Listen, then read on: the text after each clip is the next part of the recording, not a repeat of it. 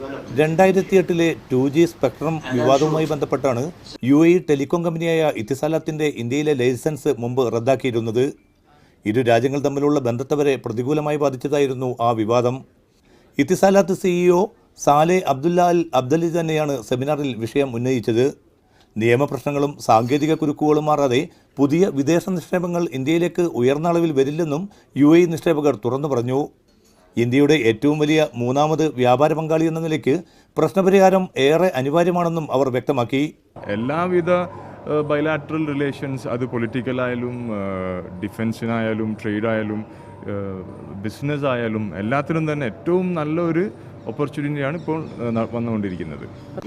India digital ഇന്ത്യയായി മാറുന്ന ഘട്ടത്തിലും വിദേശികൾക്ക് ഇന്ത്യയിലേക്ക് വിസ ലഭിക്കാൻ കാലതാമസമുണ്ടെന്നായിരുന്നു ചില നിക്ഷേപകർ ഉന്നയിച്ച ആവലാതി. UAEയുടെ സാമ്പത്തിക വളർച്ചയിൽ മലയാളികൾക്ക് വലിയ പങ്കുണ്ടെന്ന് ദുബൈ പോർട്ട് വേൾഡ് അധികൃതർ വ്യക്തമാക്കി. കൊച്ചി വല്ലാർപാടം തുറമുഖത്തെക്കുറിച്ചുള്ള അവതരണത്തിനിടെയാണ് അദ്ദേഹം ഇക്കാര്യം പ്രത്യേകമായി പരാമർശിച്ചത്. പ്രമുഖ മലയാളി വ്യവസായികളായ MA Yusuf Ali, doctor Shamsheer Vayalil, doctor Azad Moopen, doctor BR Shetty, Sudhir Kumar Shetty തുടങ്ങിയ ഇന്ത്യൻ വ്യവസായികളും സംഗമത്തിൽ സംബന്ധിച്ചു.